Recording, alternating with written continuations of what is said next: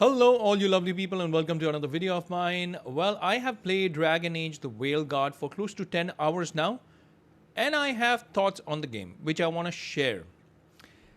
I particularly want to talk about this game because it is quite polarizing when it comes to what people think about the game. I'm talking about critics and I'm talking about user reviews on Metacritic. I'm also going to pull up some Steam reviews and just going to let you know that mostly they are positive. So, why is it that on Metacritic this has a lot of negative reviews? I'm also going to give you my 2 cents as to what I feel about the game now that I've played it for 10 hours. Does it actually deserve the hate that it's getting? And would I actually recommend this game? Kindly stick around till the end of the video and you'll find out exactly that. Let's get started, folks.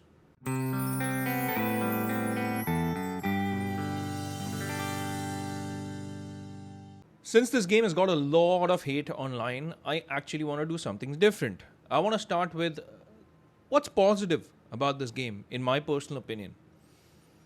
I'm going to start with the art design or the level design direction of this game. I was pretty happy with the way the game looks. I'm not talking about characters per se, but I am talking about the world that they have created. As far as the art direction goes, we still have a BioWare veteran, Matt Rhodes, who is associated with this game. And he's worked on the Mass Effect trilogy of games. I think Matt has also worked on Dragon Age 2 and Dragon Age Inquisition. So we have somebody who has had years of experience. And if you have come to love these Mass Effect games, then you can understand the quality that Matt Rhodes would bring over to Dragon Age the Whale Guard. And he does not disappoint. The other person who is also associated with the game is Francois Chupin, I believe, or Chaput. Sorry, I'm butchering the names here. So Francois Chaput. This gentleman has also worked on Anthem, on Mass Effect Andromeda, and even Dragon Age Inquisition. So we have people with a lot of experience behind them who have worked on the art direction and the level design. And that shows. The world is filled with a very colorful palette. You have an area like Arlathan Forest, for instance. You have nicely colored autumn leaves. There are orange colored, yellow colored leaves in the background. The trees are pretty vibrant. The architecture in the background is also fantastic. There's a lot of depth and a lot of ups and downs in the ground as well. So there is a layer of depth and emotion as far as the level design goes. And it's not just Arlathan Forest. There's Docktown as well, a very pirate-esque feel that you will get from Docktown. What I mean to convey here is the variety that the level designs have. So you will never feel like you're bored. The visuals on screen will always have you glued. And this is a fantastic looking game. I will give them credit where it's due. It is beautiful. So that's one of the first few positive things that I want to talk about. There are more positives, by the way. As far as the characters go, I think the characters are pretty good because most of the characters, the main characters, in fact, not most, a lot of them do come over from Inquisition. This is a direct sequel, after all. So we have Solus, we have Harding, we have Varric, we even have Morrigan, who is coming over from the previous Dragon Age games. Solus is a character which has a lot of depth. I always like characters who have shades of grey and there seems to be a glimmer of hope that the character might turn into somebody good. I like characters like that. Solus really reminds me of characters like Smallville's Lex Luthor, or Loki from the Marvel Cinematic Universe. So I think there's inspiration there from these couple of characters. Solus is probably my favorite out of all the older characters. And from the newer bunch of characters, there is Neve and there's Bellara. Neve is still a good character in my personal opinion, but Bellara is somebody that I just could not connect with. And as far as the main character goes, you're called Rook. I guess that's short for rookie. I mean, talk about being original. There is a fair bit of customization, and I would say a fair bit. It's not as detailed as some of the other games that I've come across. So, Dragon's Dogma, for instance, I think has a way better character customization screen, and there are a lot of options there which are missing here in Dragon Age the Veilguard. So, as far as character customization goes, it's not top notch, but it's not bad. What about the gameplay aspect, which is the most important aspect of playing any game? This is where you start seeing cracks in the wall because it's a hit or a miss. Why do I say that? I say that because if you're a new gamer to this whole franchise, Dragon Age franchise, you might actually end up appreciating how easy this game is to play. But if you're a age-old fan, and if you've been following these games, first of all, the gameplay is very different to Dragon Age Origins or Dragon Age 2. It might be a little similar to Dragon Age Inquisitions, but it's still different. In what sense? It's way easier. When I picked up this game, I was playing on the easiest game difficulty because I wanted to get through the story campaign. But I think I might want to take it up maybe one or a couple of notches up in terms of difficulty, because on the easiest mode, you don't even need any cheat strainer. It's that easy. Let me compare it to some of the games, some of the RPG games that I've actually played, like Origins, Valhalla, or Odyssey from the Assassin's Creed franchise. It's another franchise after all. When I played those games on the easiest mode, there's still a bit of challenge involved there. Why do we play these games at the end of the day? We play these games because we want to get that sense of accomplishment that, okay, I went through this patch of challenges and I have overcome them. So I have become victorious over these difficulties. That is missing in the easiest game mode. The story might be different when it comes to cranking up the difficulty level. I haven't done that yet, so I won't be able to comment on that. But when I played this on the easiest mode, it's a breeze. It's a walk in the park. I was okay with it. I would have preferred a little more challenging gameplay, is what I'm trying to say. So if you're new to the franchise, you might end up enjoying this.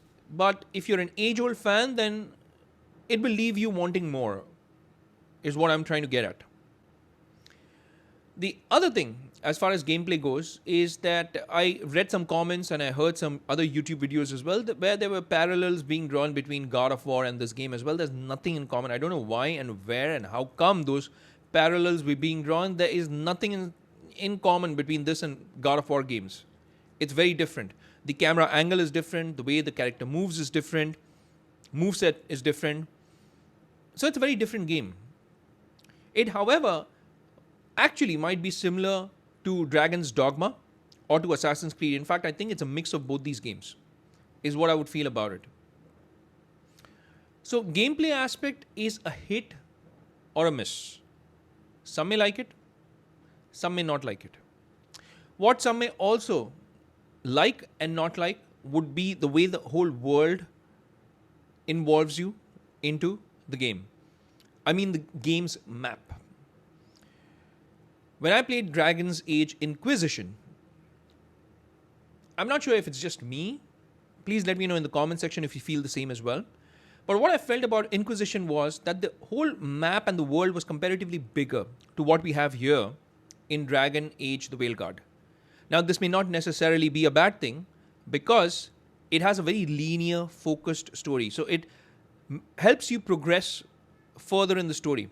You don't need a compass. You can never get lost in this. The map or the maps are very condensed. They're very linear. Personally, if you ask me, I actually like it. So to me, it is a pro. But to some, it might be a con. Why? Because when we talk about sequels, and this is a direct sequel to Inquisition, right? When we talk about sequels, the expectation would always be that a sequel needs to be bigger. It needs to be better. And if you come in with that expectation, you're going to be disappointed. Because it's a comparatively more linear world. It's not open world for sure. It's a very linear approach to the storytelling. Personally, to me, that's a good thing. But to some, it may be a bad thing. And when we talk about the size of the world, it's not that the world is small, it's just the way it's made. It just makes it feel a little more compressed, condensed. But it still looks great. I mean, the areas that you do get to access, they look fantabulous. And I have no complaints there. Another reason why the map could, or the world could feel a bit smaller is because of the way you are traversing. The sprinting speed has been vastly improved. And that's a good thing. Why? Because if you've played Inquisition, when you had to sprint to go back and forth between the places that you wanted to cover in the map, the speed of sprinting was extremely slow. The good part was that you could ride on animals like horses, or there were animals that you could ride on, and that would greatly help you cover vast distances across the map. So maybe it could be the speed of traversal is comparatively better here, and that is also one of the reasons as to why the world feels comparatively smaller. I mean, I personally think the world is smaller, it's just the way the levels have been designed, and it works for me. And the traversing is far better than it was in Inquisition, in my personal opinion. As far as the other things go in the game, like the user interface is pretty good. I found it really, really trendy, snappy, and fast. And I like the whole user interface. It's very colorful. And the last thing that I would say is that this is one of those games where on launch day, you would hardly find bugs in it. So for me, I was playing this on my PC, on my 4070 Super, and I experienced no problems at all. There were no glitches, no issues. It ran like buttery smooth on my machine. I even played this on my Lenovo Legion Go, my handheld PC, and I've got a video on that as well. You can check out the performance of this game on the Lenovo Legion Go handheld PC. And even on that, I did not run into any issues, barring the issue of resolution. So if I wanted to play this on a high resolution, for instance on 1200p, the game would crash. But if I dialed it down to 800p, it would always launch properly. I was in fact getting up to close to 90 FPS even with AMD FSR turned to quality. So that's how good it runs. So in today's day and age, it is rare to hear about a game which does not have issues on day one. Because right after the first week, there's always the first patch which comes in, which tends to fix up those issues that players have faced. The good news here is that you will not face any of those issues with this game at least. So it's pretty clean in that sense. And that's a great thing about this game. I actually like that. So what's the fuss all about? Why are so many people talking negative things about this game? Now I'm going to get into the issues that I personally feel are big issues with this game. So kindly stick around till the end of the video. It's the woke propaganda. It's the DEI agenda here. And that is what I have serious issues with when it comes to this game. And it starts from the get-go. As soon as you get into the character screen, you have an option of creating your character.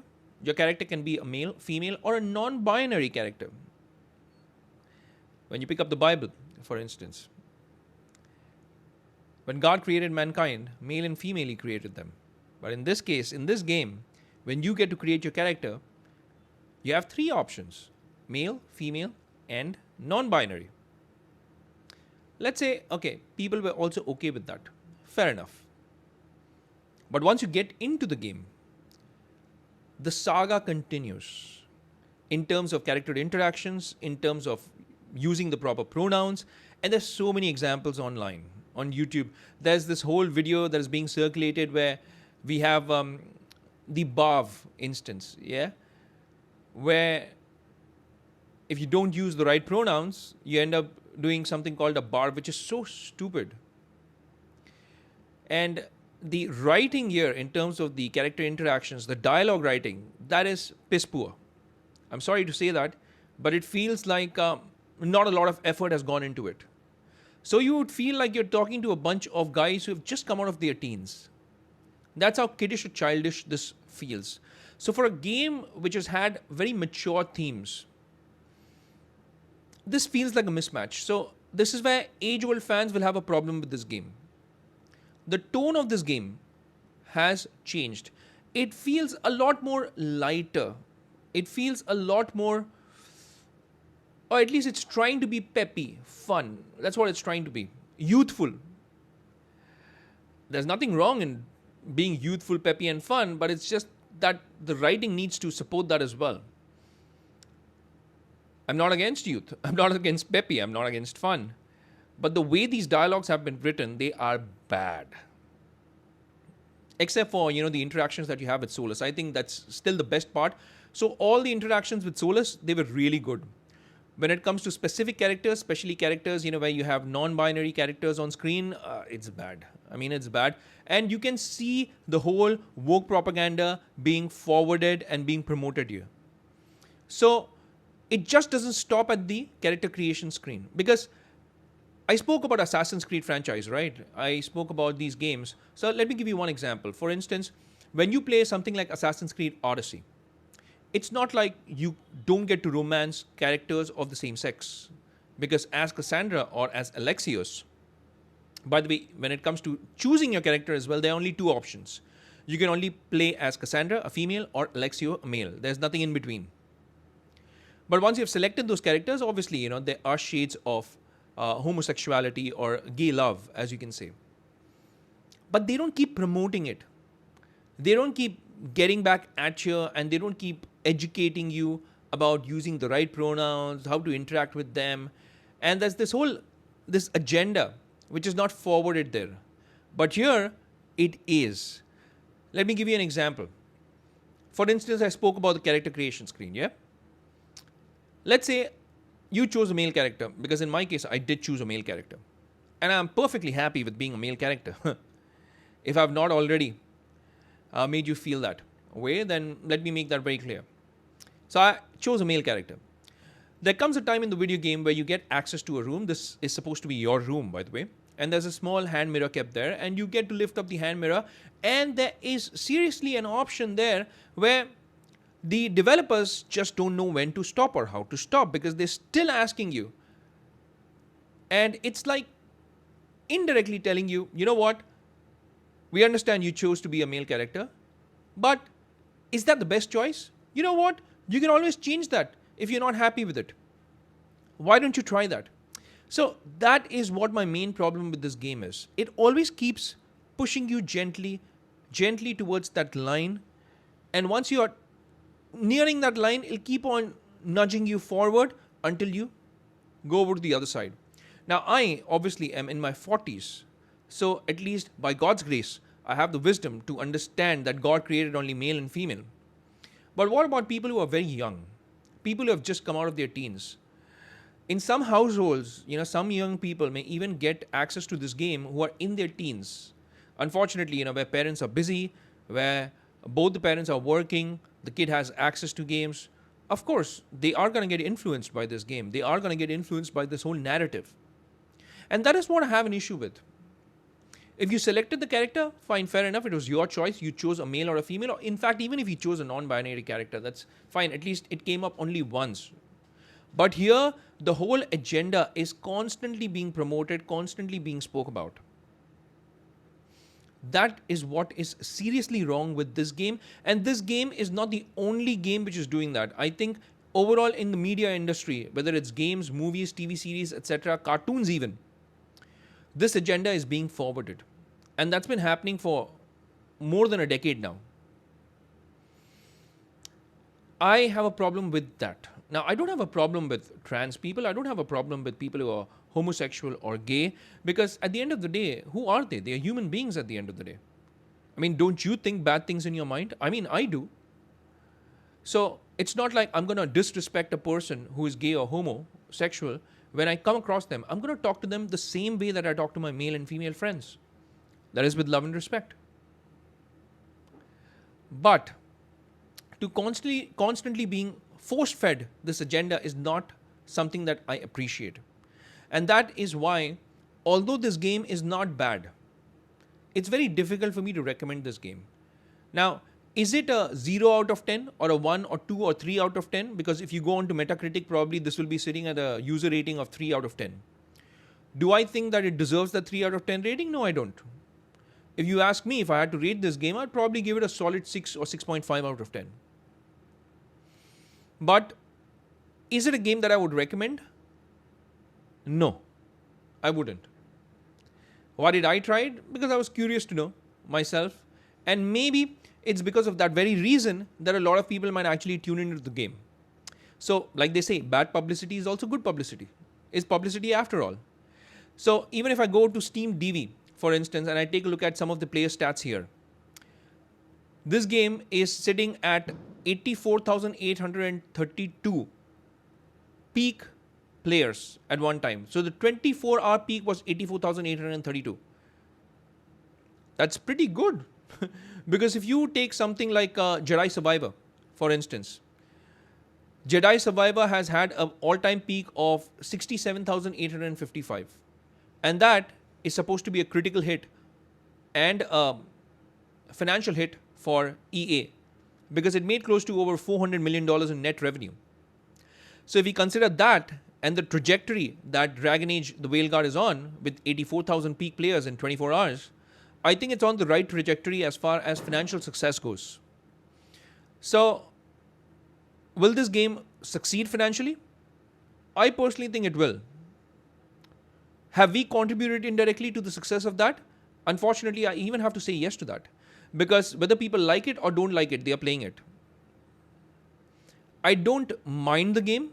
I don't hate it or dislike it. But I wouldn't recommend it because of the whole woke agenda that it promotes in the game. It's not a bad game, by the way. And if you can get over all the woke stuff that is in here, then you can give it a go. Because all the choices that I have personally made in this game have never been towards, romancing the same sex or giving into this LGBTQIA plus agenda. I've always stepped away from it in game. But the writing is really, again, it's bad, and I don't appreciate what's being promoted here. But apart from that, it's not a bad game. Technically, it looks beautiful. Technically, it runs really well. And the performance of this game on my PC was solid. And therefore, I would probably give it a 6.5 out of 10 on the basis of the game itself. Of course, I'm not considering this to be a part of Dragon Age, other Dragon Age games. And you would say, how could you even say that? Well, the reason why I'm saying that is because even the developers, I think, had this thing in mind, that they want to attract more newer players to the whole franchise, so that probably they can go back and play the older titles as well. Because it is pretty clear that this is targeting a wider audience, not just Dragon Age fans. It is sad, but I can understand the financial viability of why they are trying to do that. And that may come in between your experience as a Dragon Age fan. But as a new player, you might actually end up giving it a 6.5. Heck, you might even give it more than 6.5 out of 10. But it's a difficult game for me to recommend. And I've expressed my reasons as to why. What do you think about it? Please let me know in the comment section. And I do make videos based on games, on Let's Play videos. I've got to buy or not to buy videos. I've got game reviews. I've even got products or items related to games that I unbox and I review. I post a video on every Wednesday, on Sundays as well. So 2 times a week without fail. I might end up doing more than that in a week. It depends on what's around in terms of content. But if you like this content, then you can get attached with my community by clicking on that subscribe button. And if you've liked this video, then smash that like button. I would greatly appreciate it if you do that, because it helps with the YouTube algorithm. And I thank you in advance for doing that. As far as this video goes, it's a wrap for this one. I'll see you lovely folks in my next video. Until that time, I'll say take care, stay safe, and may God bless you all.